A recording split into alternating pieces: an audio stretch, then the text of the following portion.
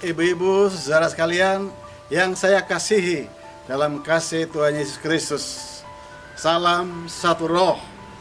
Pada hari ini saya ingin menyampaikan beberapa poin-poin penting kepada kita semuanya. Khususnya saya ingin berbicara mengenai arti gereja yang sebenarnya. Untuk hal itulah kita melihat bahwa dengan apa yang terjadi sekarang ini, di mana dunia bahkan negara kita sedang berperang melawan COVID-19 atau virus corona yang sedang terjadi. Bapak Ibu saudara sekalian, sebagai anak-anak Tuhan yang baik, sebagai orang-orang yang percaya kepada Tuhan, kita harus tunduk dan mengikuti apapun yang sudah digariskan oleh pemerintah di dalam protokol peraturan untuk menghadapi virus-virus yang sedang terjadi pada saat ini. Oleh sebab itu, apa yang sudah disampaikan dan apa yang sudah digariskan, salah satu diantaranya adalah tinggal di rumah. Bahkan ibadah pun untuk sementara waktu ini kita tidak bisa beribadah di gedung-gedung gereja, tetapi tidak pernah dilarang di mana kita tetap melakukan aktivitas ibadah kita di rumah masing-masing. Untuk hal itulah saya melihat ini adalah satu hal yang sangat positif sekali, di mana dalam apa yang sudah disampaikan oleh pemerintah sebagai protokol yang harus diikuti menghadapi virus corona ini, salah satu diantaranya di mana ibadah di rumah-rumah itu mau tidak mau mengharuskan setiap keluarga-keluarga untuk sementara ini tidak dapat datang di gedung gereja untuk beribadah bersama-sama sebagai satu jemaat secara keseluruhannya. Tetapi hal yang positif yang saya melihat bahwa justru apa yang kita alami sekarang ini adalah satu peluang dan kesempatan untuk meningkatkan kualitas iman daripada orang-orang percaya yang secara pribadi. Tetapi yang kedua adalah kualitas kehidupan percaya di dalam keluarga masing-masing. Lalu yang kedua, kita melihat bahwa melalui ibadah di rumah-rumah ini kita bisa membangun satu mezbah bagi Tuhan melalui keluarga, di mana di situ ada bapak, ada ibu, ada anak-anak atau anggota keluarga yang lainnya, sehingga dengan demikian bisa beribadah bersama-sama kepada Tuhan. Memang kelihatannya terlalu kelihatan sederhana sekali, tetapi kalau Bapak Ibu lihat di dalamnya, gereja yang mula-mula telah melakukan hal yang sama seperti ini. Pada waktu gerakan pertumbuhan gereja yang mula-mula itu terjadi, mereka memulainya melalui persekutuan-persekutuan atau ibadah-ibadah di rumah mereka masing-masing. Setiap hari mereka itu bersekutu. Setiap hari mereka mendengar pengajaran-pengajaran daripada rasul-rasul. Setiap hari mereka itu juga memecahkan roti dan minum daripada anggur itu bersama-sama. Dan lebih daripada itu, mereka juga tidak lupa untuk mengadakan doa-doa di dalam satu persekutuan di rumah-rumah yang ada pada waktu itu. Dan akibatnya adalah ini menjadi satu kesaksian yang besar, di mana pada akhirnya begitu banyak orang yang melihat bagaimana kasih karunia Tuhan Yesus itu dinyatakan di tengah-tengah mereka. Sehingga banyak orang yang percaya dan menerima, mengenal Tuhan Yesus sebagai Tuhan dan Juru Selamat. Memang hal ini sangat berhubungan sekali dengan pengertian kita yang kadang-kadang banyak orang mempunyai pengertian yang berbeda-beda. Oleh sebab itu dalam hal ini saya sebagai hamba Tuhan, sebagai pemimpin di antara banyak gereja-gereja yang ada, di antara gereja Pekabaran Injil Jalan Suci ini, sekali lagi mengucapkan terima kasih kepada pemerintah.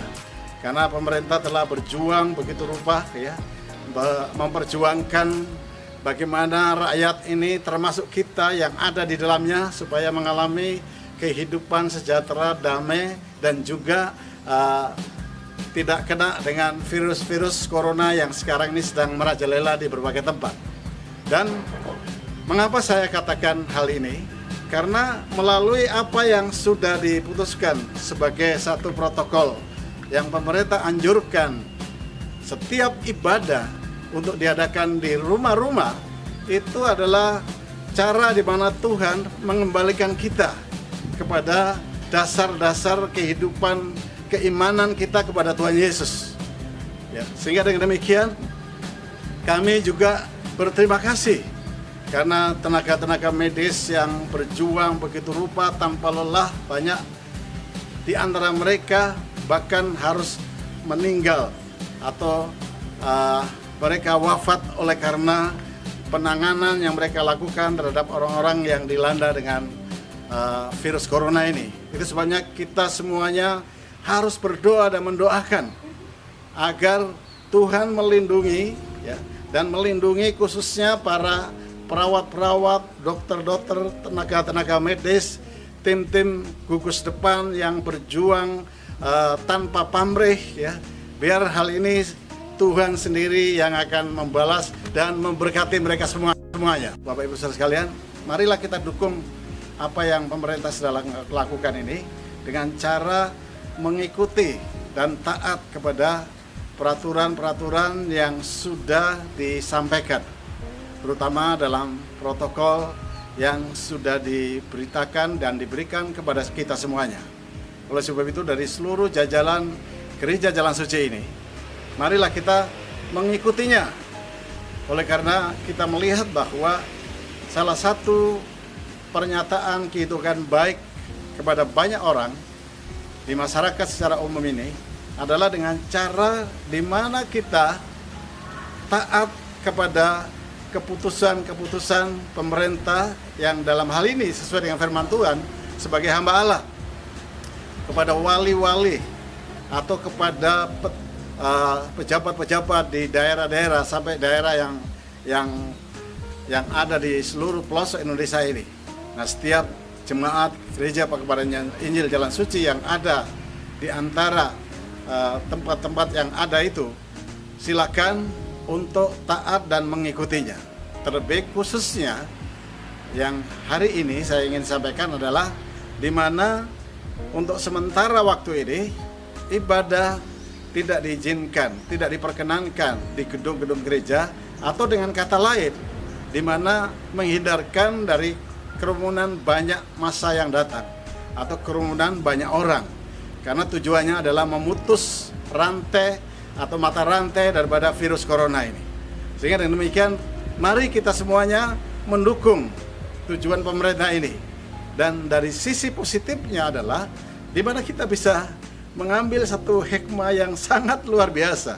Seperti yang tadi saya katakan, inilah kesempatan bagi kita untuk meningkatkan kualitas daripada iman, baik secara pribadi demi pribadi, lalu meningkatkan kualitas kehidupan keluarga di dalam Kristus ini. Oleh sebab itu, ini tidak lepas daripada pengertian atau arti daripada gereja yang sebenarnya. Kita tahu sekarang ini banyak di antara kita yang mempunyai pengertian yang berbeda-beda dalam hal bahasa atau kata gereja. Memang gereja ada beberapa macam. Yang pertama, gereja yang dalam bentuk organisasi. Gereja dalam bentuk organisasi ini artinya gereja-gereja yang mempunyai satu kelembagaan organisasi yang secara legal hukum disahkan oleh pemerintah, ya, dan di mana masing-masing punya nama yang berbeda-beda. Nah, itu adalah gereja-gereja yang secara organisasi. Seperti contoh, kayak kita adalah Gereja Pekabaran Injil Jalan Suci. Lalu ada Gereja Betel, ada Gereja Pantekosta, ada Gereja GPIB, ada Gereja GKI, dan lain sebagainya. Nah, inilah gereja-gereja yang dalam bentuk organisasi. Tetapi yang kedua, kata gereja yang secara gedung, di mana banyak orang melihat, kalau melihat ada satu bangunan yang bentuknya ada salib yang di atas, lalu bentuknya merupakan satu gedung yang memang dikhususkan untuk ibadah, lalu banyak orang mengatakan, nah itu adalah gereja. Dan yang kita tahu, hampir semua kita selalu mempunyai pikiran yang sama seperti itu. Mari kita pergi ke gereja. Itu artinya kita pergi ke gedung, di mana gedung itu adalah merupakan tempat ibadah, tempat pemujaan bagi Tuhan kita, memuliakan nama Tuhan Yesus. Tapi yang Bapak Ibu perlu ketahui bahwa itu adalah berbentuk gedung, merupakan satu bangunan. Ada gedung-gedung gereja yang bagus dengan arsitektur yang sangat indah, tapi ada gereja-gereja yang sederhana, ada gereja-gereja yang dibangun dengan kemampuan sesuai kemampuan masing-masing dalam jemaat tersebut, ya. Tetapi yang penting bahwa itu adalah sebuah gereja di mana tempat untuk beribadah. Jadi pengertian yang kedua ini, gereja dalam arti gedung. Tetapi pengertian yang sebenarnya, arti kata gereja itu sebetulnya adalah dari bahasa aslinya artinya eklesia. Nah, eklesia ini artinya adalah orang-orang yang hidup di dalam kegelapan lalu dipanggil keluar masuk kepada terangnya Tuhan yang ajaib itu. Orang-orang yang sudah panggil keluar dari kegelapan dan masuk kepada terangnya yang ajaib itu, ini merupakan satu kelompok, ya, satu kumpulan di mana berkumpul bersama-sama, tapi yang jelas mereka adalah merupakan pribadi-pribadi yang sudah mengalami pengenalan kepada Tuhan Yesus. Pribadi-pribadi yang sudah dilahirkan kembali melalui air dan roh, sehingga dengan demikian mereka inilah yang sebetulnya gereja itu. Karena gereja yang sebenarnya atau kumpulan orang-orang yang percaya ini tidak lebih daripada pengertian yang firman Tuhan katakan, ini berbicara tentang gereja yang di dalam hati kita. Atau hati kita inilah, atau kehidupan kita, tubuh kita inilah tempat di mana Tuhan Yesus itu hadir di dalamnya. Karena sebagaimana Bapak Ibu saudara sekalian ketahui bahwa arti gereja yang seperti tadi yang saya sudah katakan kepada kita semuanya pada hari ini, jelas sekali bahwa Tuhan itu akan tinggal di dalam hati kita. Paulus mengatakan kepada jemaat di Korintus, dia berkata, kamulah bait Allah itu, kamulah rumah Allah itu.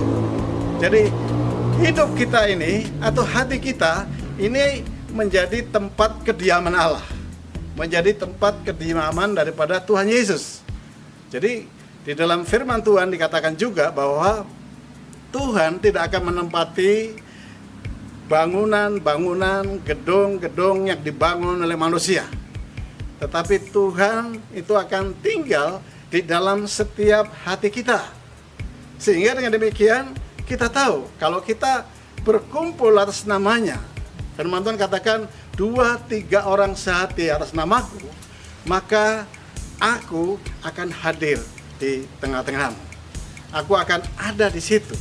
Jadi bukan masalah kita di dalam gedung gereja atau kita di sebuah bangunan yang megah atau dalam sebuah bangunan yang memadai, ini tidak menjadi masalah. Di mana saja kita berada, 2-3 orang sehati atas nama Tuhan Yesus, maka dia akan hadir di situ. Karena apa? Karena Tuhan itu mau tinggal di dalam hati kita. Sejak zaman Salomo, Tuhan berkata bahwa, dan itu diulangi di dalam Kisah Para Rasul pasal yang ke-7, ayat yang ke-48 itu, dikatakan bahwa Tuhan sendiri yang membangun bangunan rumah yang dia ingin tinggal.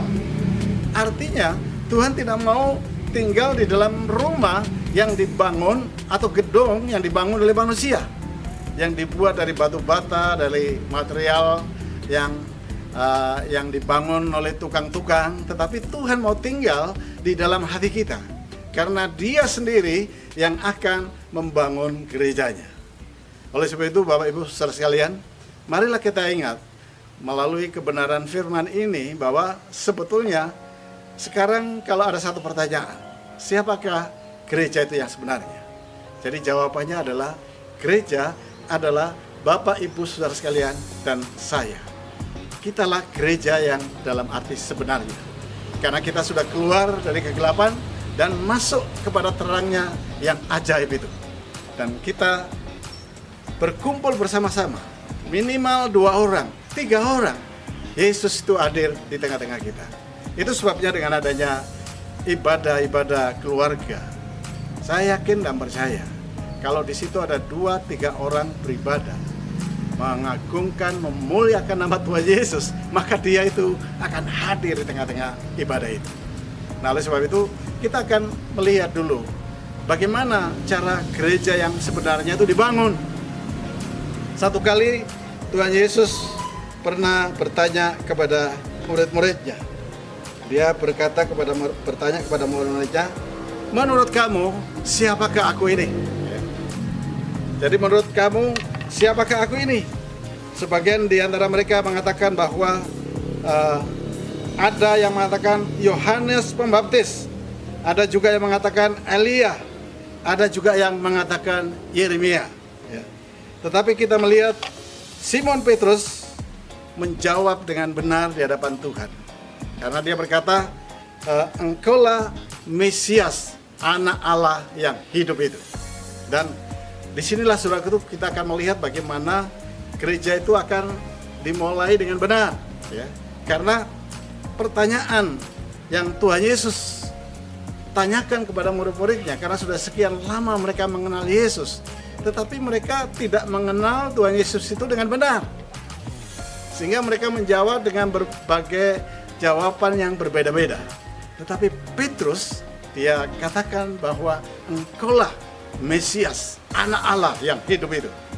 Itu sebabnya akhirnya Tuhan berkata demikian, saudaraku, di dalam ayat yang ke-18. Dan aku pun berkata kepadamu, engkau adalah Petrus.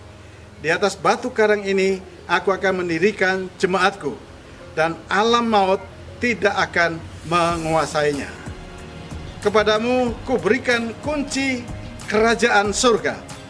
Apa yang kau ikat di dunia ini akan terikat di surga, dan apa yang kau lepaskan di dunia ini akan terlepas di surga. Lalu Yesus melarang murid-muridnya supaya jangan memberitahukan kepada siapapun bahwa ia adalah Mesias. Jadi kalau kita melihat di dalam ayat-ayat tadi itu, Bapak Ibu saudara sekalian, seharusnya gereja seperti yang Tuhan Yesus katakan kepada Petrus, di mana dia berkata, di atas batu karang ini aku akan membangun jemaatku.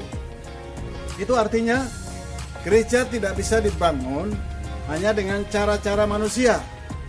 Misalnya kita membangun dengan berbagai sistem atau cara-cara yang biasa di mana kita mengumpulkan banyak orang.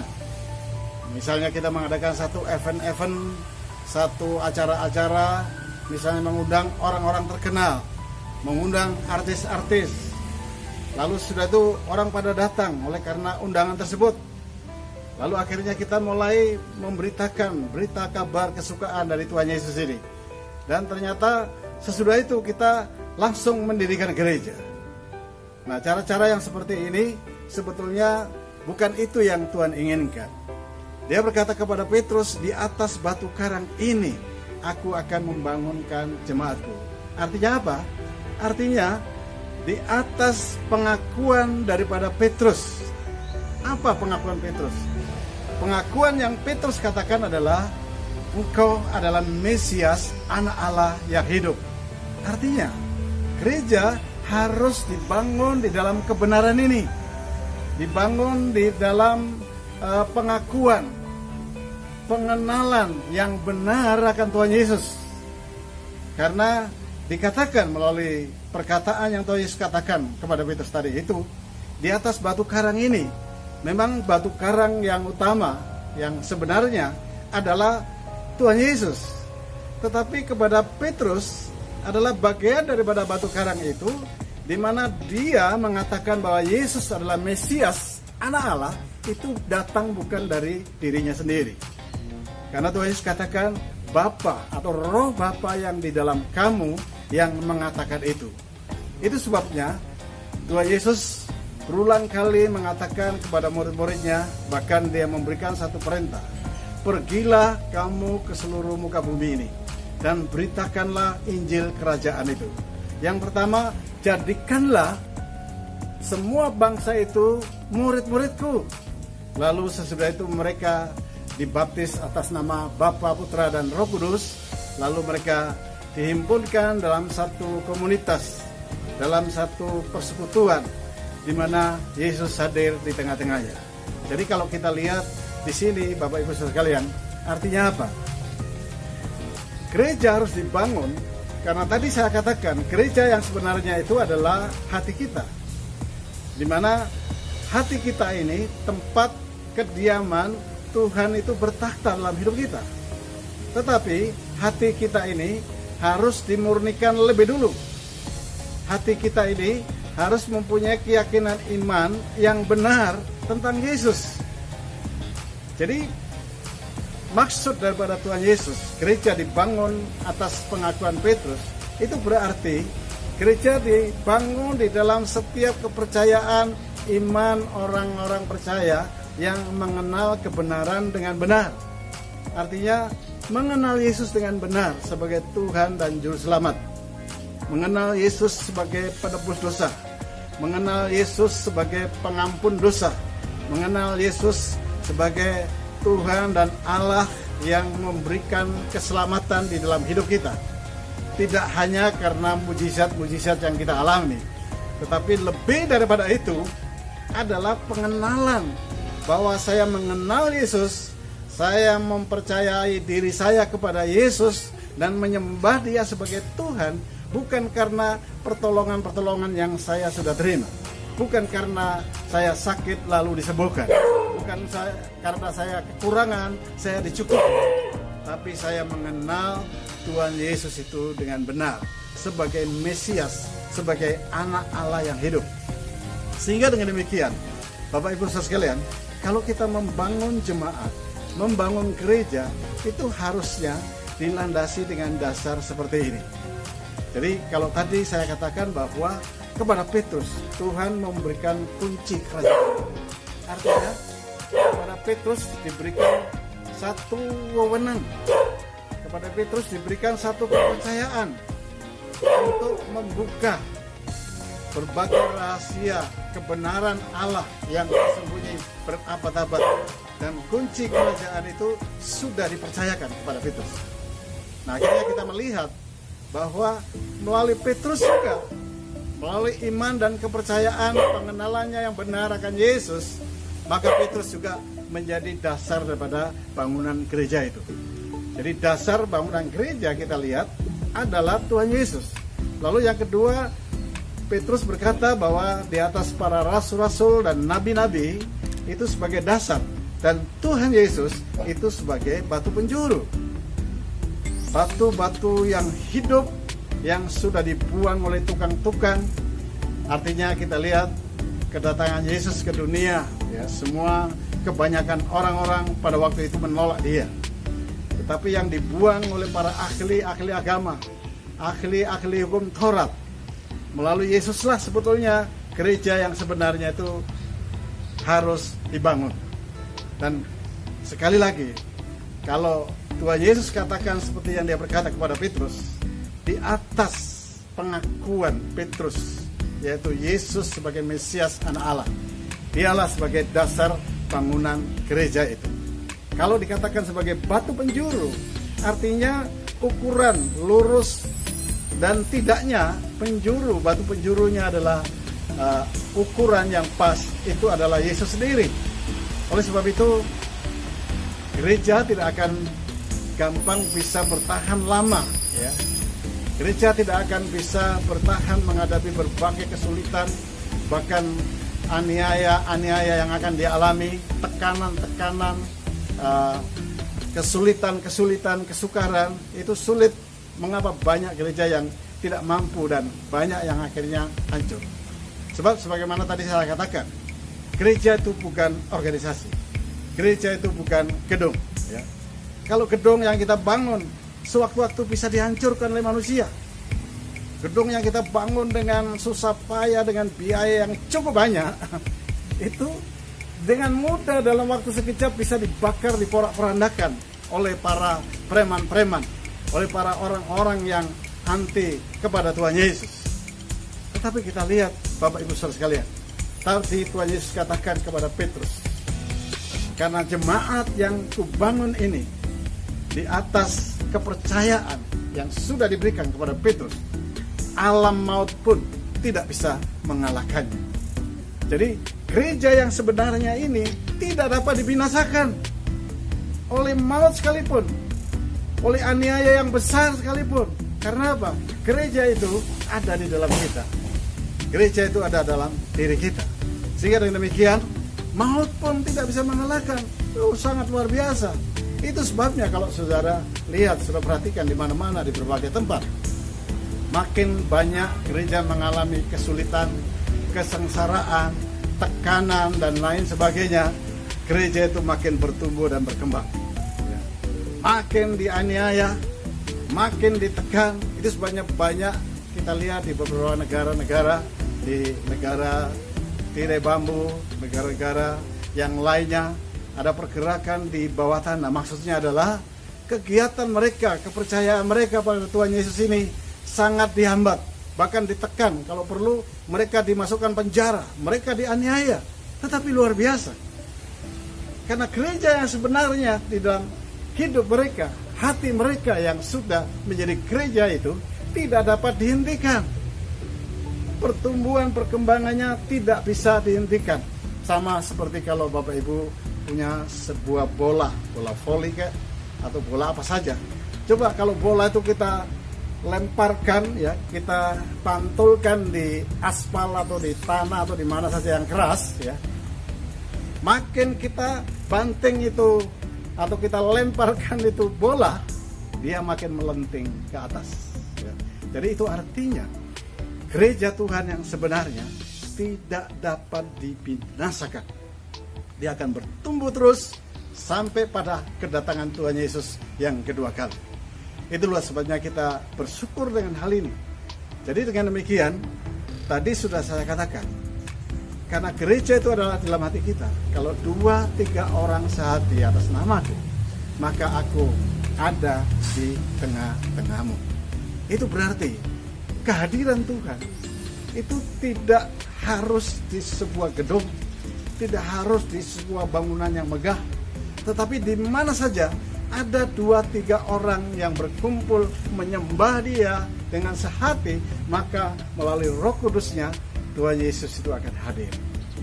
Nah, dengan demikian, jangan ada yang kita punya pemikiran dengan adanya anjuran pemerintah, di mana kita hanya diizinkan, disarankan untuk tetap beribadah, tidak ada larangan beribadah, tetapi diadakan di rumah-rumah. Oleh sebab itu, jangan ada yang merasa rasanya kok beda, tetapi justru kalau kita melakukan dengan sungguh-sungguh sesuai dengan pengertian tadi, di setiap ibadah Bapak Ibu di rumah masing-masing, entah itu hanya jumlahnya hanya 2 orang saja, atau 3 orang, 4 orang, 5 orang, bahkan mungkin 10 orang, kalau dilakukan dengan sepenuh hati, Yesus itu hadir di situ. Jadi adalah pengertian yang keliru kalau ada di antara kita, Tuhan Yesus itu hanya hadir di gedung gereja, Tuhan Yesus itu hanya hadir di rumah Tuhan. Tuhan itu hadir di dalam setiap kehidupan kita. Karena sebagaimana tadi saya katakan, gereja yang sebenarnya itu adalah hati kita. Jadi kalau kita misalnya di rumah, di keluarga-keluarga, di rumah-rumah, mungkin rumah sederhana atau rumahnya bagus, di situ ada keluarga, ada bapak, ada ibu, ada anak-anak, mungkin jumlahnya juga tidak terlalu banyak, 2-3 orang, 5 orang, 10 orang. Tetapi yang jelas, kalau semuanya melakukan dengan sehati, dengan satu tujuan, fokus ibadah itu difokuskan kepada Tuhan Yesus, maka Dia itu akan hadir di tengah-tengah ibadah-ibadah keluarga itu. Jadi saya berharap jangan ada di antara Bapak Ibu saudara sekalian yang akhirnya menganggap bahwa hanya di gereja atau di gedung gereja, maksud saya, Tuhan Yesus itu hadir. Tidak, Bapak Ibu saudara sekalian. Di mana saja Dia itu adalah Allah yang besar, yang maha hadir. Dimanapun 2-3 orang kita berkumpul dengan sehati, maka Tuhan Yesus itu akan hadir di dalam. Itu sebabnya saya katakan bahwa dengan adanya himbauan pemerintah dan protokol daripada COVID-19, virus corona ini. Untuk sementara sekarang ini dianjurkan, bukan dilarang. Ibadah harus menghindarkan diri dari kerumunan orang banyak yang mendatangkan banyak orang. Cukup di rumah-rumah, tinggal di rumah, beribadah bersama-sama di rumah. Dan ini adalah satu keuntungan yang sangat luar biasa.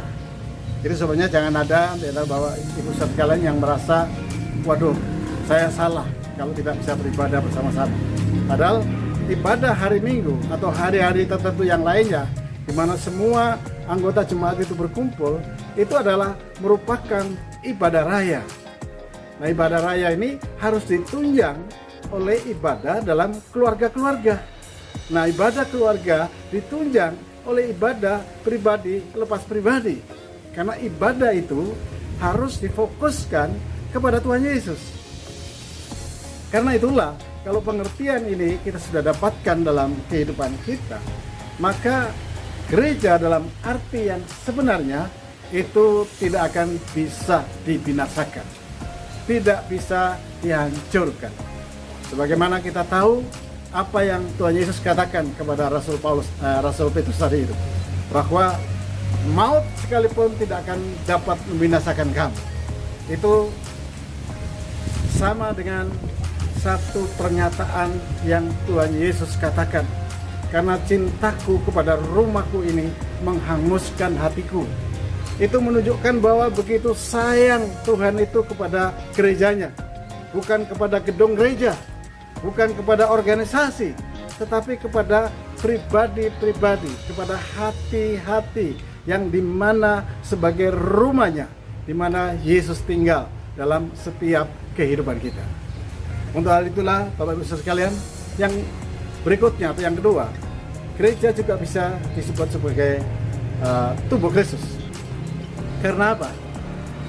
Pada waktu pengertian ini diberikan oleh Tuhan, tubuh Kristus itu berbicara tentang setiap anggota yang begitu banyak menjadi satu di dalam satu tubuh, yaitu Kristus. Demikian juga kepala daripada setiap anggota tubuh Kristus itu adalah Tuhan Yesus sendiri. Nah, kita dipanggil Tuhan tidak hanya mengenal secara pribadi Tuhan Yesus sebagai Tuhan dan Juru Selamat. Dengan pengenalan pribadi itu, kita akan masuk lebih dalam lagi di dalam persekutuan orang-orang kudus, orang-orang yang sudah percaya, dan lebih daripada itu yang disebut tubuh Kristus. Beberapa tahun yang lalu, ya, mungkin puluhan tahun yang lalu lah, satu kali pada waktu saya pelayanan di Australia, saya melayani suku-suku asli orang Australia, yaitu orang-orang Aborigin. Saya masuk ke pedalaman di satu Australia Tengah atau Central Australia, satu kota yang namanya Alice Springs. Tapi saya berapa jam masuk ke tempat camp-camp mereka, dan saya bertemu dengan seorang misionaris. Misionaris ini katakan kepada saya, sekarang apa lagi yang saya harus lakukan? Saya sudah membawa mereka mengenal akan Tuhan Yesus. Saya sudah membawa mereka kepada baptisan air. Saya sudah membawa mereka kepada kelahiran baru melalui Roh Kudus-Nya. Saya sudah membawa mereka kepada tingkatan-tingkatan iman percaya mereka. Lalu sudah itu mau dibawa kemana lagi? Nah, itu sebabnya Bapak Ibu Saudara sekalian, di dalam Efesus pasal yang kedua, Efesus pasal yang kedua, ayatnya yang ke-18, dia berkata demikian, 18 sampai dengan 23. Yesus berkata, di dalam ayat tersebut, Paulus berkata, inilah yang menjadi doaku kepada kamu semuanya jemaat yang ada di Efesus, agar Tuhan itu memberikan mata hatimu menjadi terang, supaya kamu dapat melihat wahyu yang daripada Tuhan Yesus itu, wahyu yang daripada Roh Kudus itu, di mana di dalam ayat-ayat tersebut dia berbicara tentang pengorbanan dan kekayaan Allah yang dahsyat, yang luar biasa. Karena melalui kematian, kesengsaraan, bahkan akhirnya kebangkitannya, ya, Lebih daripada itu, yang menjadi doa Paulus agar mereka mengerti wahyu keilahiannya. Wahyu tentang apa? Wahyu tentang tubuh Kristus. Bagaimana setiap orang yang sudah menjadi tempat kediaman Yesus itu menjadi rumah bagi pada Bapa kita di surga, yaitu Tuhan Yesus, itu dihimpun di dalam satu kelompok, community, persekutuan yang disebut persekutuan atau gereja, dalam arti pengertiannya adalah tubuh Kristus. Karena dikatakan tadi, setiap kamu telah dibaptiskan di dalam baptisan tubuh Kristus. Jadi orang-orang yang sudah memiliki pengenalan yang benar, mengalami kelahiran baru, selanjutnya akan dibaptis di dalam baptisan tubuh Kristus. Itu di dalam 1 Korintus pasal yang ke-12 ayat yang ke-13, ya. Jelas sekali dikatakan seperti itu, bahwa kita dibaptis dalam baptisan tubuh Kristus. Kata baptiso itu artinya ditenggelamkan atau dimasukkan. Kalau sekarang berbicara tentang baptisan air, artinya orang itu dimasukkan ke dalam air. Demikian juga baptisan Roh Kudus, maka orang itu juga dimasukkan di dalam roh itu. Lalu baptisan tubuh Kristus itu juga demikian, kita dimasukkan dalam perhimpunan orang-orang yang sudah dipanggil keluar dari gelap di dalam terang Tuhan yang ajaib, disatukan di dalam komunitas itu, dalam persekutuan itu. Ini yang disebut baptisan tubuh Kristus. Memang kalau saya berbicara tentang tubuh Kristus ini perlu waktu yang cukup panjang. Mungkin dalam episode yang berikutnya nanti saya akan jelaskan lebih lanjut, tetapi ini sebagai satu bagian awal saja yang menunjukkan bahwa tubuh Kristus juga bisa disebut sebagai gereja Tuhan. Jadi ada banyak sebetulnya sebutan-sebutan tentang gereja ini, tetapi intinya adalah gereja yang sebenarnya itu adalah orang-orang yang sudah keluar dari kegelapan, dipanggil keluar dari kegelapan, masuk kepada terangnya Tuhan yang ajaib. Itulah yang disebut gereja. Nah, selanjutnya bagian yang ketiga, Bapak Ibu sekalian.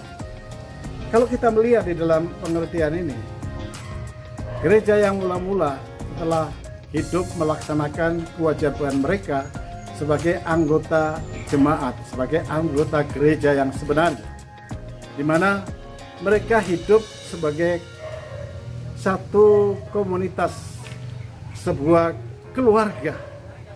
Jadi gereja juga bisa disebut sebagai keluarga Allah. Efesus 2 ayat 19 mulai, ya, tadi saya katakan 20-21, tapi saya awali dari ayat 19. Demikianlah kamu, bukan lagi orang asing dan pendatang, melainkan kawan sewarga dari orang-orang kudus dan anggota-anggota keluarga Allah, yang dibangun di atas dasar para rasul dan para nabi, dengan Kristus sebagai batu penjuru. Di dalam Dia tumbuh seluruh bangunan rapi tersusun menjadi bait Allah yang kudus di dalam Tuhan. Di dalam Dia kamu juga turut dibangunkan menjadi tempat kediaman Allah di dalam Roh. Jadi Bapak Ibu saudara sekalian, kita melihat di sini, kita yang dari beraneka ragam latar belakang yang berbeda dipanggil dalam satu panggilan menjadi bagian di dalam keluarga Allah.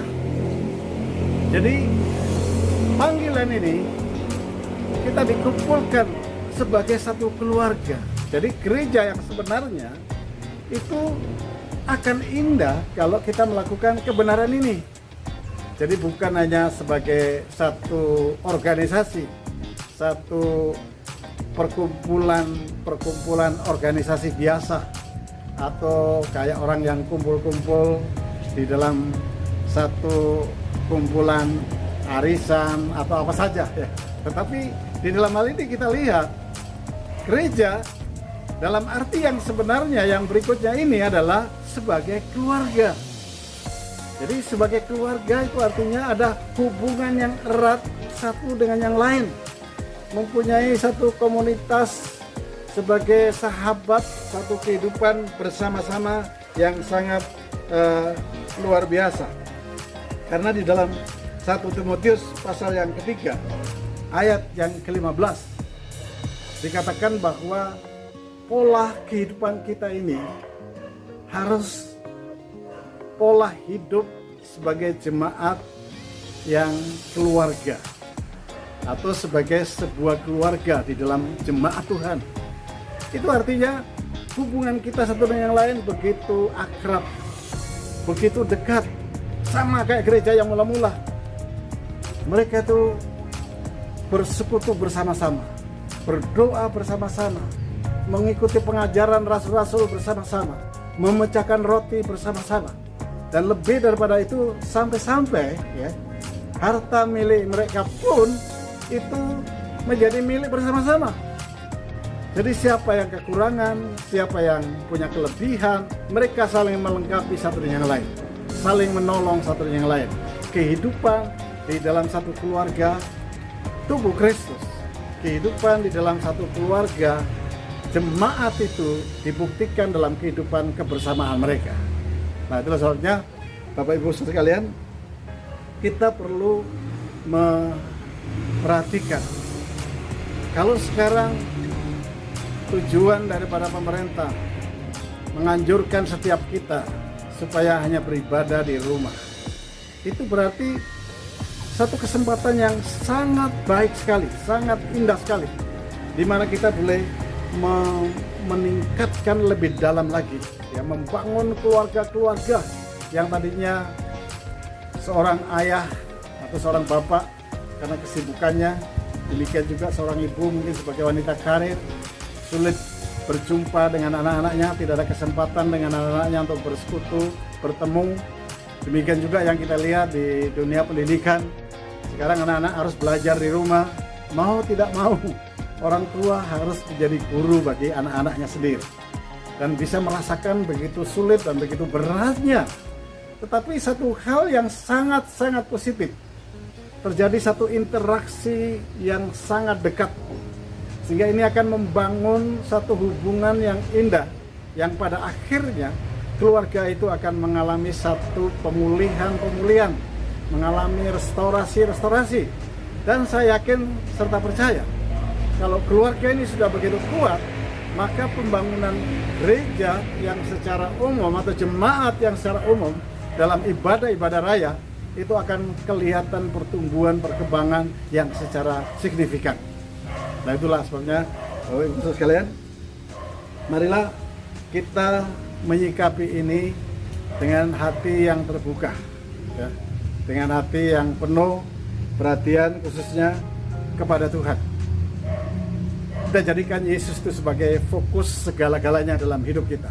Karena kalau kita lihat dari awal tadi, ya, jelas sekali, ya, bahwa Tuhan itu akan tinggal di rumah keluarga-keluarga. Nah, dengan demikian, apapun yang selama ini menjadi satu kegiatan aktivitas gereja, mungkin dari keluarga-keluarga itu bisa juga, ya, Bapak Ibu bisa mengadakan persembahan yang bisa dikumpulkan nanti, disetorkan kepada bendahara gereja masing-masing, atau ada perpuluhan, atau apa saja, ya. Lebih daripada itu, kehidupan keluarga ini harus makin dinyatakan kepada banyak orang. Tidak hanya keluarga kita sendiri, tetapi orang-orang di sekitar kita, bahkan masyarakat pada umumnya.